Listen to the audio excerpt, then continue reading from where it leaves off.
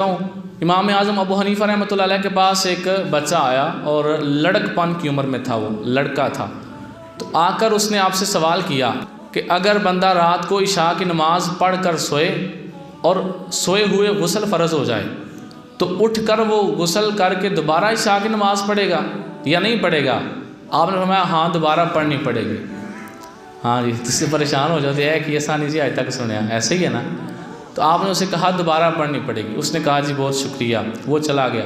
आपके शागिर्द बड़े हैरान हुए, कहने लगे हुजूर आज तक ये मसला हमने तो नहीं सुना, ना पढ़ा, हम आपके शागिर्द हैं तो हमने आज तक ये मसला नहीं सुना कि अगर बंदा इशा की नमाज़ पढ़ के सोए और फिर गुस्ल फ़र्ज़ हो जाए उठकर गुस्ल करके दोबारा इशा की नमाज़ पढ़े। हमने तो आज तक नहीं सुना था, आज पहली दफ़ा सुना है। इमाम आज़म अबू हनीफ़ा रहमतुल्लाह अलैह फरमाने लगे ये मसला किसी और के लिए नहीं, सिर्फ़ इस लड़के के लिए था, सिर्फ़ इसके लिए था।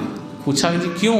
आप फरमाने लगे ये बच्चा असल में बड़ा शर्मीला था, ये पूछना ये चाहता था कि मैं पहली दफ़ा मेरे ऊपर गुस्ल फ़र्ज़ हुआ है, मैं इशा की नमाज़ पढ़ के सोया था और पहली दफ़ा मेरे ऊपर गुस्ल फ़र्ज़ हुआ है, तो अब उठकर इशा की नमाज़ क्यों दोबारा पढ़नी है? क्योंकि पहली नमाज तब लिखी जाएगी जब आप बालिग हो जाएंगे, बालिग होने के बाद पहली नमाज आप पे फ़र्ज़ होगी। तो आप फरमाने लगे कि इस पे इशा जो उसने पहले पढ़ी थी वो नफली इशा थी, वो फ़र्ज़ नहीं थी। इस पे जब गुस्ल फ़र्ज़ हुआ, इसने उठ के गुस्ल किया, उस वक़्त इशा का टाइम अभी चल रहा था, उस वक़्त इस पे इशा फ़र्ज़ हो गई। लिहाजा ये मसला कि अगर रात को गुस्ल फ़र्ज़ हो जाए, इशा पढ़ के सोए हो फिर भी गुस्ल फ़र्ज़ हो जाए तो उठ के गुस्ल करके दोबारा इशा पढ़नी है, ये सारी उम्मत के लिए नहीं, ये सिर्फ इस लड़के को बताया है। ये आपका अक्ली लेवल था।